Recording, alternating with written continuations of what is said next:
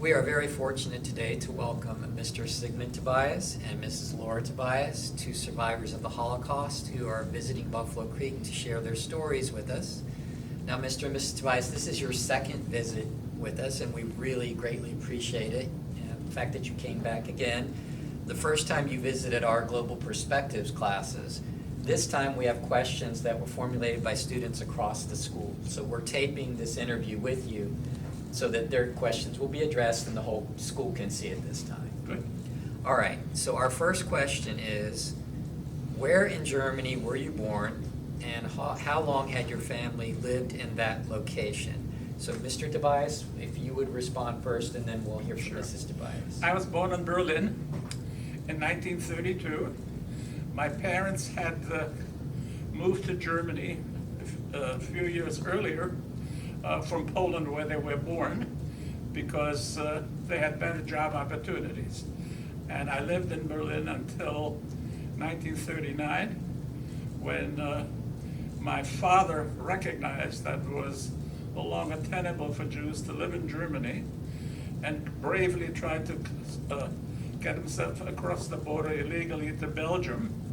And he was caught by the Belgians, sent back to the Germans, who imprisoned him in the Dachau concentration camp. My mother, who was a tower of strength in that situation, found out that he could be released from Dachau if he could leave the country. If he could have left the country, he wouldn't need to go into Belgium illegally. And she found out that there was one place in the world that he could go to without a visa, and that was the Japanese-occupied portion of Shanghai. And she got him a passage on the German ship to Shanghai, and he was released and left a day and a half later, and my mother and I joined him 6 months later, and we spent a little over the next decade in Shanghai before we came to the United States. Thank you, Mr. Tobias. Mrs. Tobias. I have a very different story. My first ancestor arrived in this little village called Schneesheim, which is 9 kilometers away from Heidelberg, which is a well-known city. My first ancestor came there in 1652, and I was the 10th generation of one family to have lived in that village.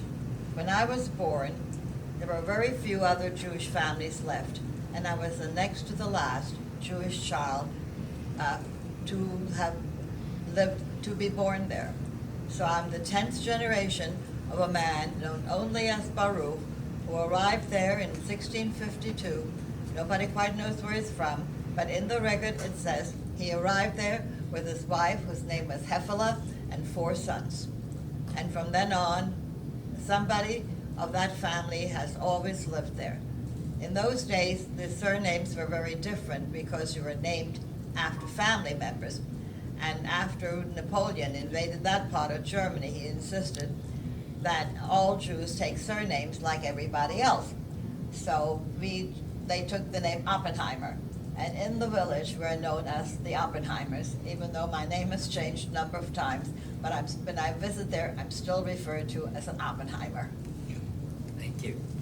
All right, our next question from one of our students is they would like to know if either of you have any pleasant memories of living in Germany before the Nazis took power. Oh, sure. We had family living in Berlin with us, and I remember many times visiting. One aunt of mine had a store. We often visited there, and I loved being in the store. And they had an apartment above the store, and we would ferry between the store and the apartment. We had another aunt also living in Berlin, and there were 2 cousins there, and we also visited with them quite frequently. And all of that changed dramatically after Kristallnacht, the night of shattered glass. They went to Poland, and subsequently, one of the aunts stayed in Poland, and no one in that family survived. The other family, recognizing that Poland was unsafe, ran towards the Russian lines as the Germans invaded Poland, and they were transferred to Siberia, where they worked as slave laborers during the war. and then they were repatriated and ultimately made their way to a displaced persons camp, and from there they emigrated into the United States. But my times with them were very pleasant, and every year my mother and I, my father was traveled with selling textiles, but my mother and I would spend 2 months visiting the family in Poland, and we always had a wonderful time visiting several villages where my mother's family ran an egg exporting business. So I had very fond memories of that. All of that changed after Kristallnacht. Before Kristallnacht, things got very dark and grim. I know we lived on a tree-lined street, and one day sign painters arrived, and we had on the center of the street, there were benches in a park-like atmosphere. They put signs up, Jews forbidden. And that was kind of what was happening to Jews all over Germany. And beginning with that, we tried desperately to leave. And it's not commonly understood. Jews very much wanted to leave Germany. The problem was not that they didn't want to leave. The problem was that none of the, quote, civilized, unquote, countries of the world would permit them to enter. And fortunately, my mother found out that she could go to the Japanese-occupied portion of Shanghai without a visa. When my father was interned in the Dachau concentration camp, she found out that he would be released if he could leave the country, and booked passage for him to go to Shanghai, which is how our family ended up living in China for the next decade. Thank you, Mr. Tobias. Mrs. Tobias? The house that we lived in was bought by one of my ancestors in 1840. It had 21 rooms. It was a huge house. Some rooms were rented out in prior years, and then there were storage areas, and I was a busybody. I was all over the place. I mean, we had a maid, and she had to help my mother, and she also took care of me. And one of the things, she belonged to the church choir. So on her night off, and when she went to choir practice, she took me along to church with her. And the other thing is, in those days, the bells of the church announcing the time were rung manually, and you had to go up into the tower. And once in a while, I was allowed to go up and pull the string when it was time for the hour. And I said I was all over the place. I had friends. With my maid, I went to her house to celebrate Christmas, and they gave me a match, and I could light a candle on the Christmas tree because there were no electric lights. In those days, you had to be very careful that you didn't catch fire. And as I said, I had friends. I was all over the place, and we had a lot of people who kept an eye on me. And you didn't have a washing machine. You had a washerwoman who came. So that would intrigue me when the washerwoman came and washed the sheets. So those very early years were fine. And then I entered kindergarten in 1934. And the kindergarten was run by the Lutheran Church. I don't know how many children were in it, but I showed Mr. Baker a picture of maybe 30 children. And years later, when I came back to visit Schriesheim, and some people who said they were in school with me, and they said what they remembered about me, that at Passover time, I would bring matzah to school and share it with my school friends. And so this is how they got to know what matzahs were when we had Passover. So, but then things changed, and that was in 1934. 35, the Nuremberg laws were passed, and Jews were not allowed to hire household help or have anybody work for them who was under 45 years of age. And my beloved Sanja, who had taken care of me all these years, was forced to leave us because she was a young woman. But sometimes I would remember in the middle of the night I would wake up and she had snuck into the house and she was sitting next to my bed. And again, I saw her many years later on one of my trips there, and we cried a lot, and she referred to me in German, my child, or she said in German, mein Kind, mein Kind. She never married, she never had children. As far as she was concerned, I was her child. Thank you. So I think we've alluded a little bit in your answers to the next questions. What changes did you notice as the Nazis became more entrenched in power in the way that you and others were being treated? Well, I mentioned the benches with the signs. I also remember one of the things I remember when my parents and I went downtown and got caught in a Nazi parade. And everybody was making a Heil Hitler sign. And I was shocked to see my parents raise their hand too and sort of move their mouth as if they were saying Heil Hitler. And I asked them, why did you do that? And they told me afterwards they were afraid if they had not, the crowd would have turned on them and beaten us up.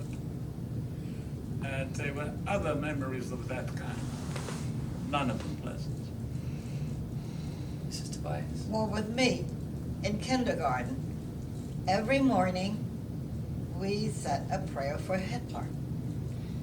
And they were told allegiance to Hitler was more important than allegiance to our family. And we had young men who were part of the youth movement, come and talk to us, and they urged us, if we heard our parents talk that they were against Hitler, to report the parents. So this was already in kindergarten, in 4th and 5th grade. They were indoctrinating us. And when I came home and I went to bed and I said my prayer, and my parents were horrified, and along with the Hebrew prayer, I also said a prayer for Hitler. And I said, don't ever do that again. And they tried to explain to me that we couldn't do this. Well, anyhow, I still had a good time in kindergarten. 1st grade, I had a reasonably nice teacher who didn't discriminate against me. And then new laws were passed. No Jewish children are allowed to go to public schools. But the law also said all children must go to school. And there was a dilemma because, it's just 2 Jewish children in the village. What are they going to do with us? And the teacher I had was a brutal Nazi. And I had to sit to go to school because the law said I got to go to school. So I sat in the back of the room, surrounded by empty desks. And then the teacher abused me, encouraged the other children to abuse me verbally and physically if they caught me. I had a hand in my homework like everybody else, and he carefully tore it up as if the paper I had written my answers on would soil his hand. A bad time for me was during recess time when there was no one to protect me. The kids could get little rocks and throw them at me. But in the corner of the schoolyard there was a lady, and her family was a friend of this woman who was selling cookies. And I hid behind her, and she protected me, and she told the others to get lost and to leave me alone. Then there was a question, how will I get home from school? The back of the schoolyard was just adjacent to the Catholic Church, and the back door of the Catholic Church was open. And I ran out of the schoolyard as fast as I could and into the Catholic Church, and I was safe. Again, years later, I met one of the priests from the church now, and they had a reception for us in the church, and I told him how the Catholic Church had protected me, and he said he was so glad to hear. He didn't know who the priest was, but he was so glad that the church helped me survive and was a hiding place for me to be safe for a few minutes to get home. Thank you. Our next question from one of our students is, how aware were you at your young ages emotionally of the totality of what was happening while you were still in Germany? Oh, very aware. I can't say, I was born in 1932, but my earliest memories were that Jews were discriminated against. And then, of course, it got to be worse. We were persecuted. Not only were we not welcome, but it was perfectly clear that they wanted us out of there, and it was perfectly clear that we wanted to leave. And as I said before, the big problem was, before the war, that Jews would have been happy to leave. Most of the countries of the world would not open their doors to permit them to leave. And in some sense, I have some sympathy for refugees today who are also being barred by other countries from entering. Because when people are being persecuted so severely, it's incumbent upon the world to provide safety for them, provided, of course, that they're reasonable people, and most of them are, who are just willing to, live their own peaceful life and carry on. And unfortunately, such events keep occurring. You've got to remember that what really counts is, are these people peaceful people, and are they willing to carry on a reasonable life and abide by the laws of the country? All other things really don't matter terribly. Unfortunately, in Germany, none of that mattered. If you were Jews, you were discriminated against and persecuted. Thank you, Mr. Tobias. Mrs. Well, Tobias? As I said, I had problems in school. I was a little busybody. I was all over the place. And one morning, I guess I was around 5 years old, and I opened the door to our store, and there were like 3 or 4 young men whom I knew in brown shirts. And I was so excited. Oh, they've come to protect us. And this is an honor to have them stand there. Actually, they were making sure that nobody would come into our business and buy from us. And they were writing down the names of people who had any interaction with the Oppenheimers or with the business or anything like that. Also, in those days, nobody had a radio, so we had a town crier, and he went through the village ringing his bell and announcing the news of the world. And after he was done, he took a piece of newsprint, pasted it on a wall, and on it he would write down names of people whom he called Friends of the Jews. Well, nobody wanted their name on that list. So pretty soon we were pretty much ostracized. No one would have anything to do with us. I could not go into a grocery store and buy candy. They picked me up by my shirt and threw me out. We could not buy food. I mean, we had to have this woman who was over 45 years of age and who used to work for the Oppenheimers. She did the shopping for us. People gave her orders if they wanted to buy anything from our store. But everybody spied on everybody. If you didn't spy on them and rat on your friends, you were in trouble. So it was a very bad situation. In 1936, I remember my father fell down the steps in the house. He was lying in a pool of blood. The local doctor would not take care of him because why should he bother to help a Jew? Somehow or other, my mother got him to the university hospital in Heidelberg, and they saved his life. He got 5 blood transfusions. And in the hospital, he was a sick man, and he needed care. And he survived and lived to be 82 years old. And also that was the year my uncle came with his new wife, and they departed Germany to come to the United States. So they were our first relatives to come to the States. And then after that, you gotta get out, you gotta get out, you gotta get out. So, another question was, did you ever ask any of your former friends or acquaintances why they were mistreating you or ignoring you? Did you ever have that type of conversation? No. They wouldn't talk to us, they wouldn't interact with us. Approaching them meant being abused, being beaten, being stoned. There was just no way of establishing any interaction.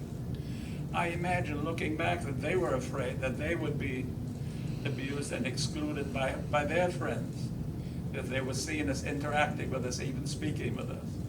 I cannot remember having a reasonable conversation with any German kid after the persecution began. When we visited Poland, things were not quite as bad. Poles were also very anti-Semitic. As I indicated, my mother and I spent a couple of months every year visiting the family. But I remember in Poland that I was playing with some non-Jewish kids, and we would have games of tossing stones to see who could toss them furthest. And of course, we would argue who was furthest.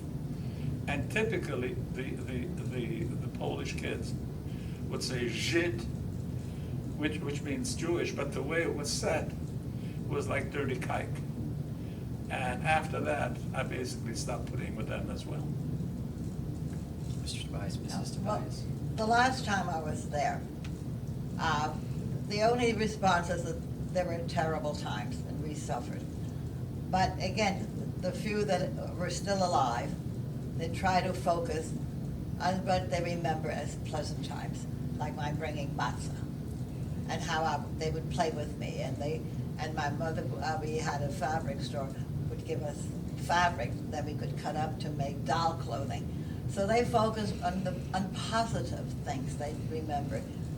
And then the mayor, when we were there in the 30s, he was kicked out of office.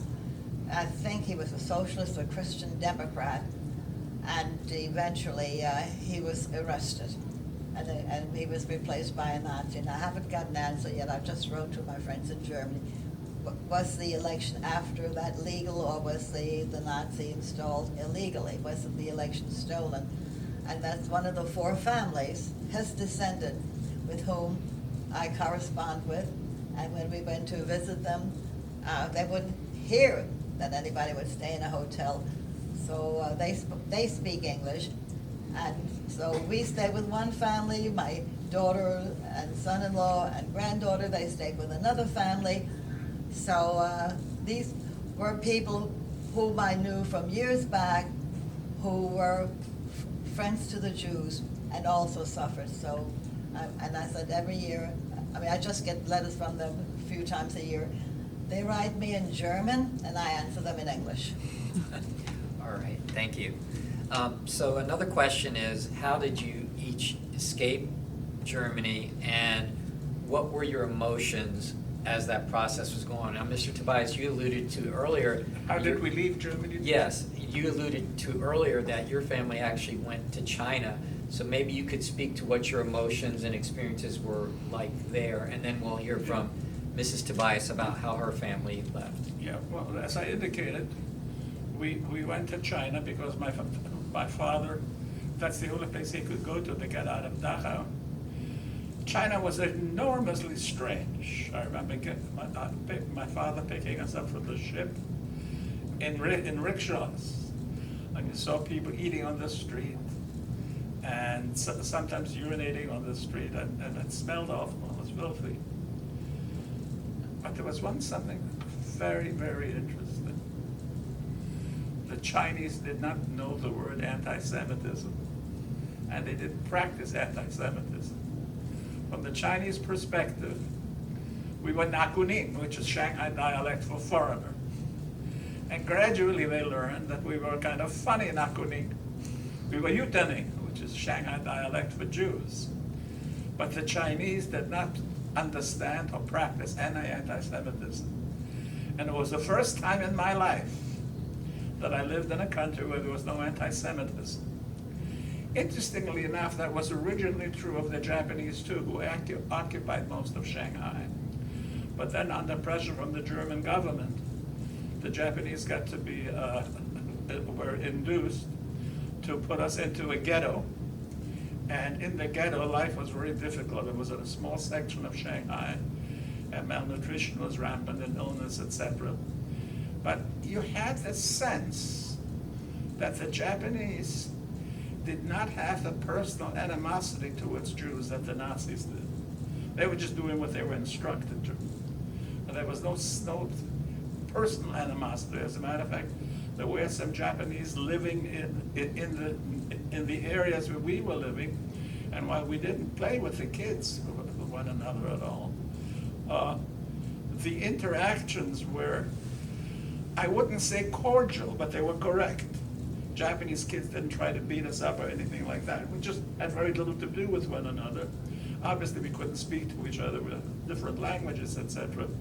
But I think the Japanese attitude towards the Jews was based entirely on the pressures the Germans put on them to exterminate us.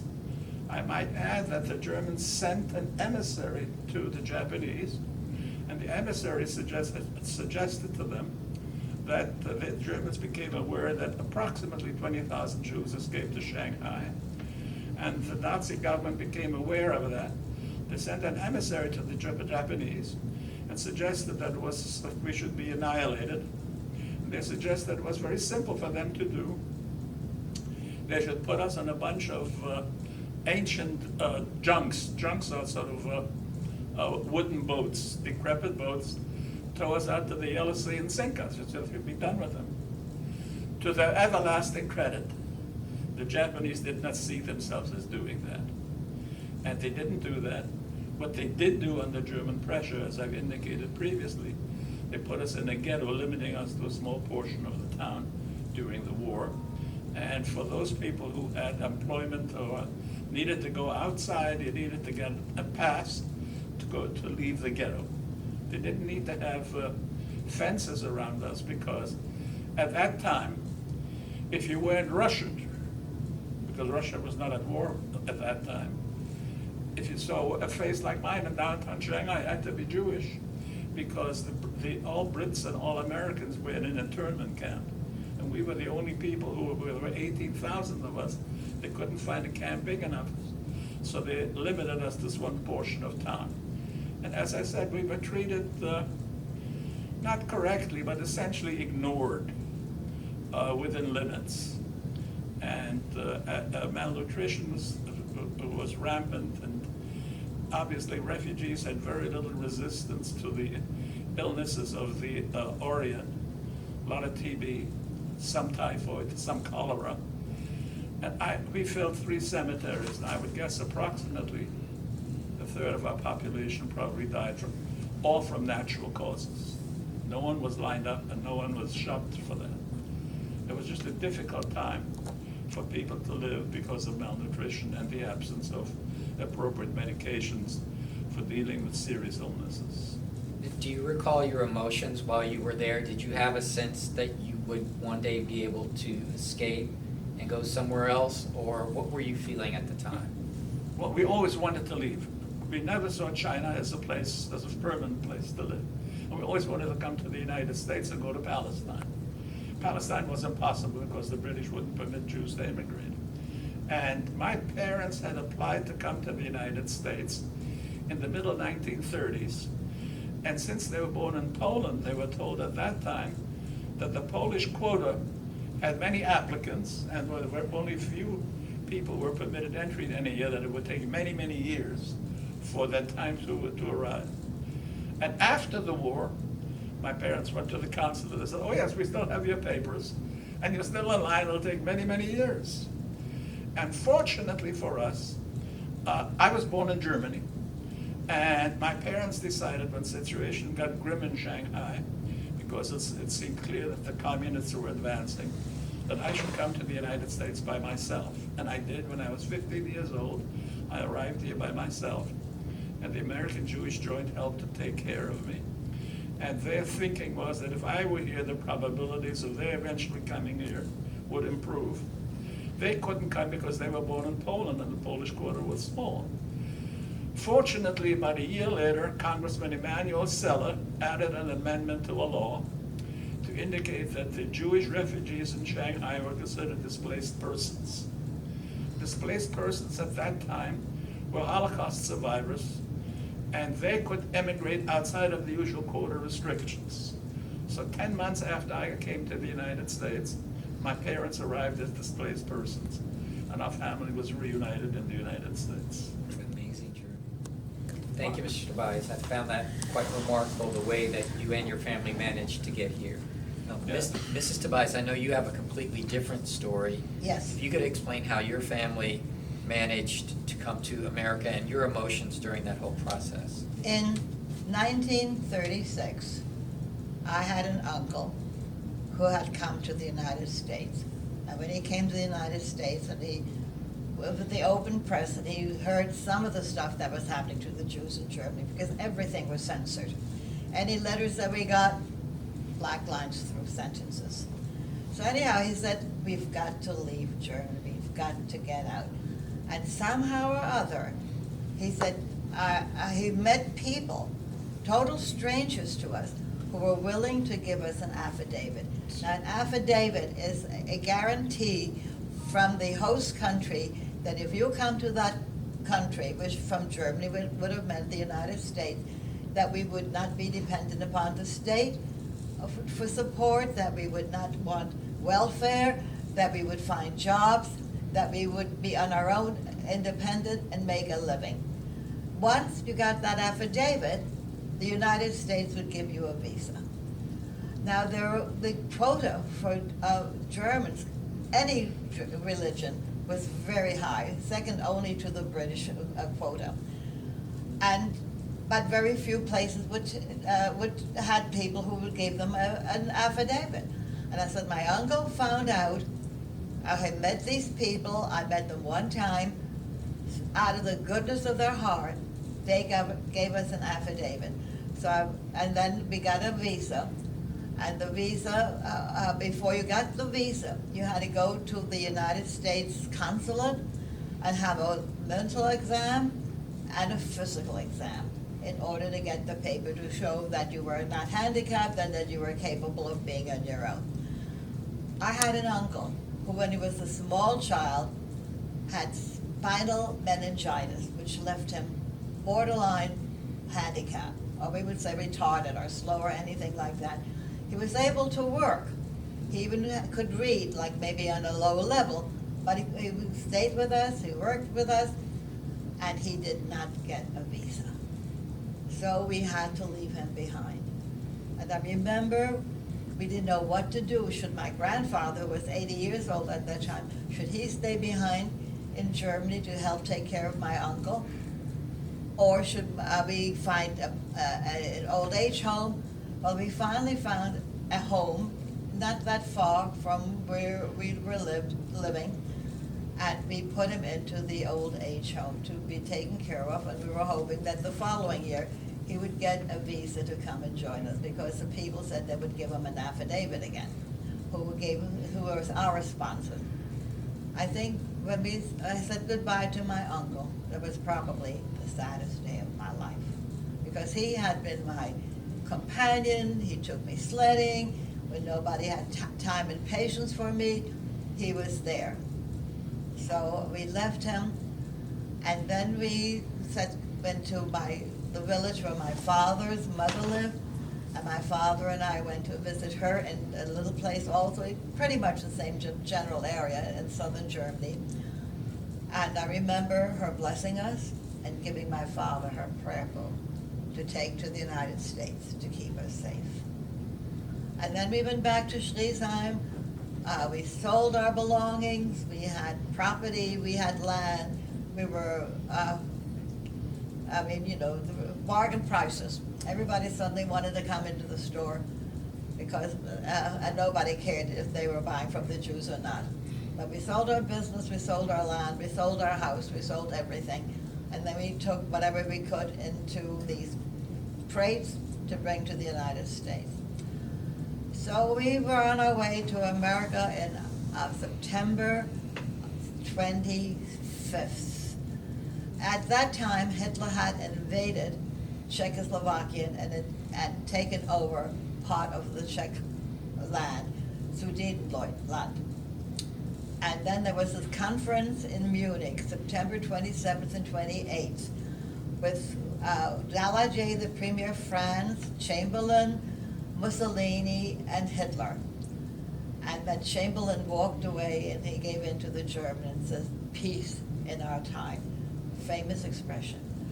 Well, at that point, we were already on the ship going, ready to embark and go to the United States. Now, we were on a German liner.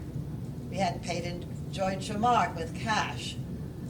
And suddenly, everything changed. The crew said they didn't care what the policies of Hitler were. The captain said a passenger is a passenger, no matter what his religion. And I remember my father telling me later on that he was standing on the railing of the ship, which had left Germany and had gone back to Germany again, because nobody knew was there going to be a war or not, because of Hitler going into Sudetenland in Czechoslovakia. And he's standing there and looking, at the water. And a man comes up to him and he says, "I know you are worried. I just want to tell you, I'm a diplomat. My government is sending me to our embassy in Washington, and there will not be a war. And I want to tell you, you will be safe." And that was the last thing that we saw in Germany. And then the next day, we cast off. We went to visit some other friends. And the last time I saw my grandmother, whose prayer book we had taken along, my father had, and she's standing on the railroad station in her little village, and as the train went by, I saw her and my father's sister, my aunt, waving goodbye to us. That was the last time we saw them.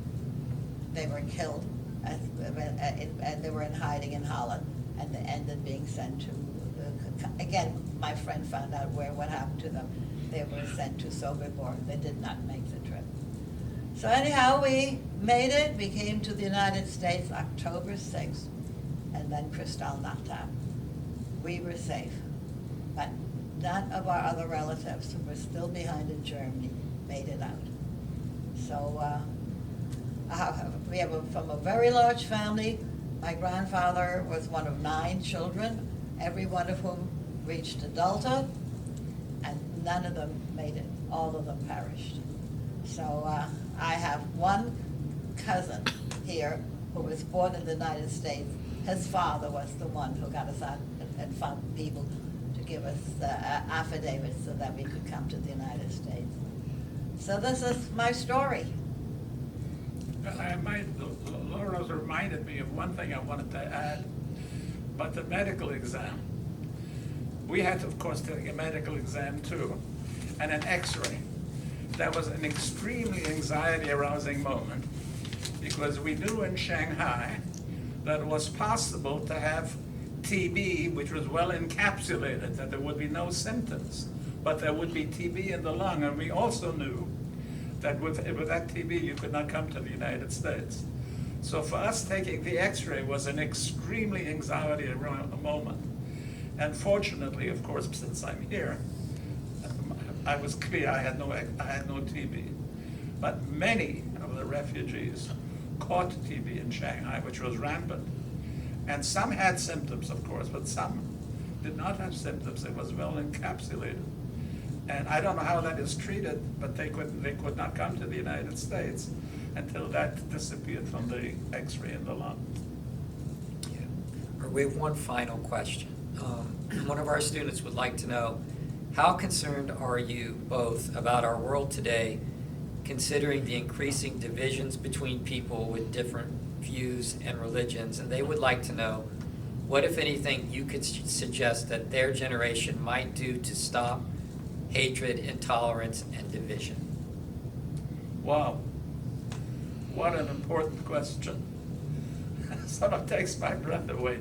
I think the student is absolutely right. I think, as I see it, the major problem we have are the intense divisions that we have. It's healthy for a democracy to have differences of opinion. It's not healthy to view opponents as enemies. And unfortunately, I think at present in the United States, there's a tendency to view people with different views as enemies. And I think the only suggestions I could make to the young people is to understand that in a democracy, it is healthy and important to have different points of view, to have them expressed freely, and to discuss them, and perhaps to continue to have them. But it's also important to know that people with different points of view are not enemies. People with different points of view just feel there may be different paths to achieve the ultimate goal of this country. And I can't say you should honor your differences point of view, but certainly you should respect them and understand that their aims may be similar to yours, but that their views are different, and they're not enemies. Differences in point of view are healthy for any democracy, and should be freely expressed and discussed. Mrs. Tobias, do you have anything to add to that? You know, I mean, everybody is watching what's going on in Ukraine. And maybe some of the people who say, oh, you know, it's over there, it's not here. Maybe this will open their eyes, what authoritarian regimes look like, how they can just come in and destroy your homes and your lives and kill you indiscriminately. Maybe Ukraine can be a lesson about an authoritarian government was like, and maybe someone will realize, you know, this is wrong. We have to defend democracy. Well, thank you. And on behalf of our students and our staff here at Buffalo Creek, we can't possibly convey to you how much we appreciate both of you for coming and sharing your stories again and answering the questions of our students. Please know that you both are greatly appreciated by our school, and for me personally, I've considered it an honor to meet with you for a second time. So thank you so much for visiting with us. Thank you. Thank you And for having us. Thank you. Speaking for Laura and myself, we're happy to be here and to tell our stories in order to assure that such disasters as we've experienced are less likely to happen again in the future. Thank you. Thank you. Thanks.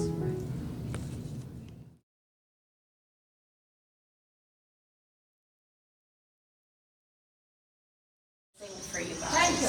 Thank you. You have to give me a thumbs up or down about all of them. Ready? So this is Mr. and Mrs. Tobias that I was talking to you guys about. Hi, guys. Hi. Are you ready? Last time we were here, you're all wearing masks.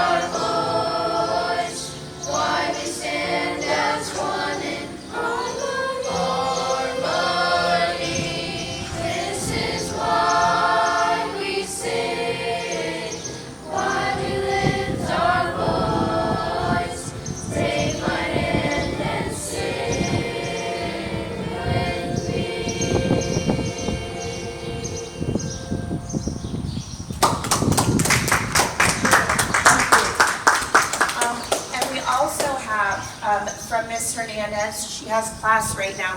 She's our art teacher. She's unable to come out here, but we have a student. Come over here. Introduce yourself. I am Jasmine. Hello. Hello.